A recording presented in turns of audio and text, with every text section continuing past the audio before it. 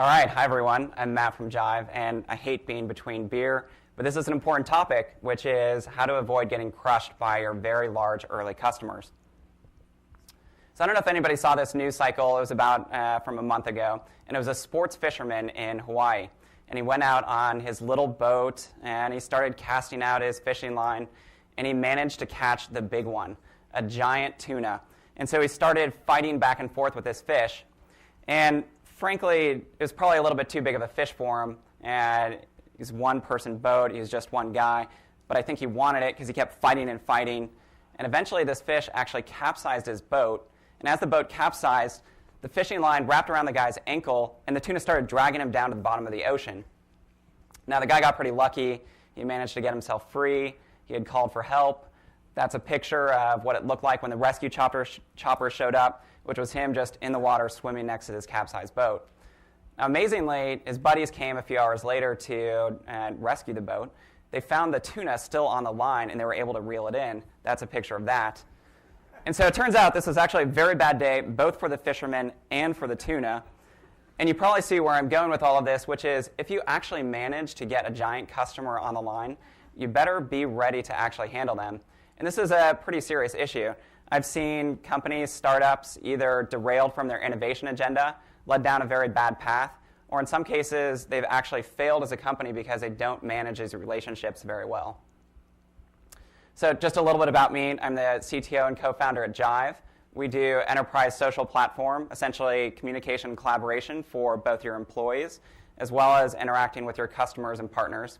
And I've been lucky enough to be doing this for the last 13 years, first as a bootstrap startup, then after 16 years getting a round of funding from Sequoia and then Kleiner Perkins. We've been public for about 2 years, and we're continuing to thrive as about a 650-person company today. And dealing with large customers, figuring out how to make these relationships work, it's always who we've targeted, and so we've struggled with it and tried to figure it out in all of our years as a company. So looking forward to sharing as many insights as I can in the next few minutes. Not actually a fisherman myself whatsoever. This is actually the only time I've ever been fishing. It was just about 1 year ago. And it was out past the Golden Gate Bridge, managed to hook a lingcod and some rockfish, but I don't know if I'll ever go again. And so I'm not going to take the fishing analogy too far, other than I did manage to hook quite an amazing woman. Gretchen and I have been married for about a year now. And it just so happens that she's half Filipino, and her maiden last name is Orca. And so I'm actually going to dedicate this talk to orcas, because I think it's the perfect catchphrase, which is, for your very big customers, are they going to be the gentle giant or the killer whale? Now, I don't mean to freak you guys out too much, because there really is nothing more important for an enterprise startup, for most models at least, certainly for ours, than to have those very large early customers. Now, not the least of which reason is they often pay you a lot of money. We had a website, a credit card form in the early days of Jive, and first product was discussion forums. And in all that time, we never earned much money from the credit card form whatsoever. On the other hand, our very first customer in the enterprise side was Sun Microsystems. And the money that we earned from the product licensing and from the professional services sustained us for an entire year as a bootstrap company. That was one customer, and that was incredibly valuable to us. Second, your large early customers give you a huge amount of credibility. Now, we all know the trick where somebody comes to your website, it's like some random dude in a department, and they sign up for your service or download your product, and suddenly you put their logo up on your website. That's not it. And in fact, I found that the Jive logo on a bunch of startup websites doing the same thing. What I'm talking about is something profoundly different, which is there's a director or a VP that's willing to stand up and say, that product is super valuable, it's provided a huge amount of business value, and when that happens, you're going to be able to use them as a reference sale again and again and again. Another thing that's going to happen is your early customers are going to give you super valuable product and market insights. Another early customer was Citrix, and they used that early discussion forums product to power all of their online customer support. And they taught us a ton about how call centers worked, what it would mean to do case deflection and why that would save them so much money, and how that was a brilliant ROI for discussion forums. And we learned so much about that market segment from that single customer that it was one of the things that let us scale up as a company a ton in the early days. And finally, there's probably no better crucible than to have a giant customer that needs a lot from you. Another early use case was Sony Music, and they were using our discussion forums really more like real-time chat than as discussions. And so enormous amounts of traffic for page reads and for content creation. And it was 3 months of sleepless nights, but we learned more about caching and database tuning and performance optimization overall than we ever had before. And that was awesome experience for us. But these relationships can go wrong, which is the point of the talk. And so here are some of the things that happen when they do go wrong. You might actually get led down the wrong path by a large early customer. And this can happen even much later in your lifetime. When we first started launching smartphone versions of Jive, we had some early banking customers that pushed us very, very hard to add a whole bunch of security restrictions and feature sets on top of that mobile version. And it distracted us. Rather than doing product innovation and doing new UI features, we worked on all the security crap. And after a year, they told us, actually, we didn't really need that. It turns out it ruined the product experience a whole bunch. And so we were way behind in the early days of the mobile version of Jive. And that was a really serious issue that took us a while to recover from. The big guys can be extremely demanding. So they're probably going to hammer you with support requests. They may ask you to accelerate the roadmap for the things that they want from a feature perspective, or even ask for custom features. And this is really where a lot of companies can go especially wrong. When they're super demanding, you're probably not going to be responding as well to other customers and not doing as good of a job with the rest of your business. When you do have all of that incoming business from very large customers, it can be pretty easy to fall into the trap of getting addicted to all that services revenue. So it's great to get paid for it. But I've found a lot of startups that were very well-intentioned. Hey, we want to be a product company. We're going to start scaling up. They managed to hook a few large whales, and all of a sudden they're really just a services company because they can never wean themselves from those giant projects and all the services dollars. And while the large companies may pay you a lot of money, it can take them a very long time to do it in some cases. So you may be doing a free trial or a pilot project.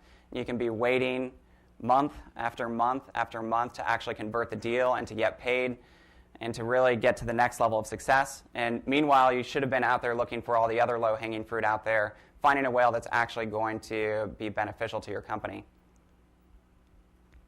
Now, one of the biggest things I would love to impart to all of you is you really need to be thinking about these large relationships as partnerships, because that's what they actually are. A giant customer is going to be wanting you to be successful just as much as you want them to be successful, because your startup is giving them something that they can't find anywhere else, either a massively lower cost or a product innovation they've never seen before.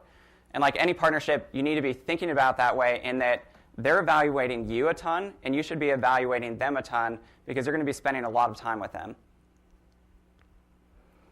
So how do you manage to hook whales? That's not going to be the subject of this talk. But usually it's going to fall into a few different categories. There's a few things they're always looking for. Now, unless you happen to be one of those very rare companies that's done something that nobody's ever seen before, one of the chief things they're going to be looking for is the fact that you're able to lower their costs. Doing something similar, but probably better than they've done before at massively lower cost. You're probably also going to give them something that they want much more exactly than they've ever been able to find it before. Because what do we all know about buying software from giant enterprise companies like Microsoft and Oracle? Super expensive, definitely not exactly what you want, although it's probably adequate. And so you're going to be figuring out, how do I get them the right features? How do I listen more closely to their needs? How do I be more responsive? All of the things you can do great as a startup. Now, that's great, but giant customers are also looking to always lower their risk. And that's the third thing that we all know about buying from enterprise companies, which is you're probably not going to get fired for buying from the Microsofts or Oracles. And so you need to do everything you can as a startup to figure out, well, how do I lower the risk profile? And it could mean getting money from a top-tier VC. It could mean, if you have managed to sell to other very large customers, to use them as references. It could mean that you actually do a pilot program or an evaluation so that they can prove business value before they're paying you. And I think it's also one of the reasons why open source and freemium end up being a great way to acquire big early customers. But the heart of this talk and the thing I'm going to give you some practical tips around is all about how to give the large customers exactly what they want without breaking your back, because that's probably the hardest part of this. So, as much as you don't want to, you're probably going to at some point either have to accelerate your roadmap or even worse, build a custom feature for a very large customer. And frankly, it's worth it for all the reasons we talked about before. If you have a giant customer that you're making very successful, you want to do all the things to make them happy. Now, there are different tactics you can do to try to deal with this. And the first one is a very obvious product exercise, which is try very hard to convince them that they don't actually need that roadmap acceleration or customization. And we've had this conversation a million times at Jive. Sometimes it goes well, sometimes it doesn't. You just need to make sure you're having it in a productive way. It's often not going to work, though. And so one of the next tactics you can try is, look, if you do have to accelerate your roadmap or build that custom feature, then you can at least break the delivery of the project into multiple phases. And always shoot for phase one to be as out of the box as possible. And there are a few reasons for that. The first is, if you can actually get them deployed, that means they're going to start being successful faster. And the faster they're successful, the faster they're going to pay you. And they're also going to start acting as a reference to other large customers sooner. You might also get a little bit lucky, being that once they actually are using your stuff and have it deployed and are at scale, they may not want the feature that they really, really thought that they were going to want before. That is super lucky. Or maybe they're going to discover we actually really need this other thing that nobody was thinking about before, and so you're going to build that instead. There is an opportunity, which is if you do accelerate your roadmap or build something custom for one of these large enterprise customers, to figure out, hey, how do I package that up and deliver it in a way that's simpler and more generic for everyone else? So I told you guys that our very first customer was Sun Microsystems, and they really wanted a feature in the Java developer discussions called Duke Dollars. And Duke Dollars was essentially a virtual currency. So the more questions you answered in the forums, the more Duke Dollars you would earn. And you could also assign Duke Dollars to discussion threads so that other people would respond to you and you would motivate them. And it was this complicated system, Duke Dollars going back and forth. It actually worked great for them, but we were pretty sure that it was way too complicated for most of our customers. But we were able to use that framework that we built for that customization and deliver it as a generic reward system for all the rest of our customers. It was basically an early version of gamification. And it turned out that that was one of the things that made Jive discussion forums way more successful than other discussion forums products on the market, and so that ended up being an awesome investment. You should always build as many APIs as you possibly can and do it as early in the process as you possibly can. And it's an investment that you don't know is going to pay off until you need it, and then it's too late. And the reason for that is if you have the APIs, it leads to a very different conversation between customization versus, hey, let's just extend these APIs, or here's how you use those APIs. So investing here is a great payoff, and it's something we learned again and again and again at Jive. So one very easy metric to know, am I doing it wrong, is if you have a code repository or a custom code branch for each customer. And this may seem obvious, but if you are doing this, you're probably not really a product company, you're a services company. But it turns out that sometimes this is a little bit more challenging than you would initially think. Very innocently, many, many years ago in Jive, we built what we called the plugin system. And it was essentially a way of taking a bunch of custom Java code, putting it in a jar file, and then letting it be loaded by the class loader, which essentially means you could hack the crap out of our product any way that you wanted to. And pretty soon we discovered that our professional services team was building tons of these plugins for our very largest customers and putting them in custom code repositories. And so we went and we looked, and every single one of our whale customers had a custom code repository. And it took us quite a few years to actually recover from this and to move everyone over to APIs. So easy mistake to make, even though it seems obvious. Now, I happen to think that professional services revenue is actually awesome for an enterprise startup. Not everybody believes that, but to us, it was always a very great revenue stream. And it was also a way to make sure that we were spending enough time on the very the very big customers, that we could actually give them all the time and resources that they needed to be super successful. One of the metrics that we always held ourselves to was, look, if we can make it 15 to 35% of revenue, that's probably about a healthy mix. All right, I may go into being politically incorrect here, but you maybe should think about not having East Coast banks as your first customers. At this point in Jive's history, at 650 people, they're some of our best customers, but they're also still some of the most demanding, and they have a ton of unique compliance issues. They want very high security. They're very demanding about getting the sets of features they want.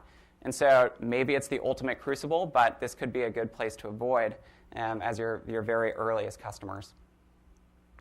Now, everybody assumes that just because we're mostly past on-premise software, and it's not true for everyone, and that we're in this SaaS world, that all this stuff gets super easy, and that dealing with your very largest customers is not going to be anything like it was in the past. And it's frankly just not true. It's still super hard. All of the things that I'm talking about are a little bit easier than they were before, but all the same dynamics still exist. Final piece of advice is look for a champion. Remember the earliest advice I had, which was think about this as a partnership. And the champion inside of a company is the person that is really the person that wants you to be the most successful. They've invested part of their reputation in their career on making a bet on a startup because you were able to lower their cost and give exactly what you want, but it's riskier. And so you should think about that risk that they're taking. They're the ones that are going to be picking up all the reference calls for the cross-selling between customers. They're going to be the ones that help you navigate the political landscape internally. And so you want to think about, how do I make them super successful in their career because they were willing to make that bet?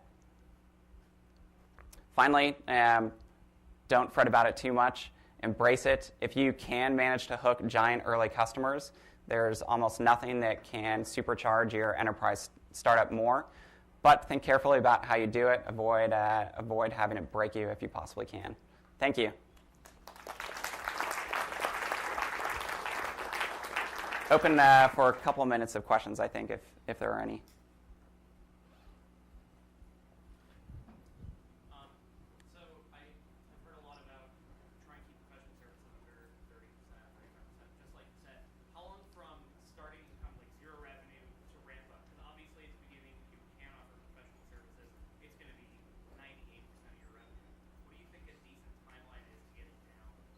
So the question was, what about the very early stages? Maybe 35% or less is great at scale. What about the very early days? I can tell you for Jive, probably that very first year, the first year and a half, we were maybe as high as 60% professional services, and the rest is licensing. But it very quickly changed, and we were very thoughtful about it. So I don't know why. Maybe somebody had told us, like, don't get too addicted to this revenue stream, be thinking about how you can convert it to product. And so we had kind of a program, look, we know we're doing this in the very short term, but here's our path to get beyond it. And so in the very early days, we decided it was okay to go much, much higher, but we had a plan from the start to get it much lower, which it was by a year or two for sure. How do you handle really large customers that have ridiculous expectations when it comes to SLAs? So really large customers with ridiculous expectations around SLAs. That is very challenging. A lot of times it's getting through the conversation of, well, what do you really need? How mission critical is this? What can we both sign up to? One of the very specific tactics that has come up in our negotiating, generally giant companies never sign up for a lot of liability. And SLAs often come down to, well, if this thing does go down and it affects my business, how much can I sue you guys for? And so it is a very dangerous path to go down, but signing up for more liability earlier on in your startup, it can be a way to overcome that. You just have to think about it carefully and get some good advice if you have an internal GC or some outsiders about how to balance that. But that's one specific tactic for dealing with it.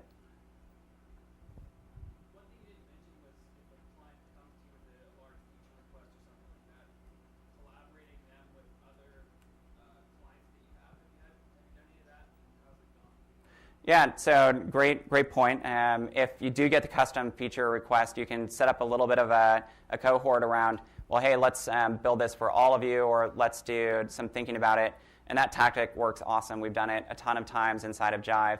And it tends to be, if you can say, hey, that's roadmap, or hey, this is coming soon, it kind of went back to that path, convincing them they don't need that feature. One of the ways of doing that is saying, hey, there's a roadmap for getting there. You're going to work with a bunch of other customers. In amount of time, would love to answer more questions for you guys outside. Thanks. All right. There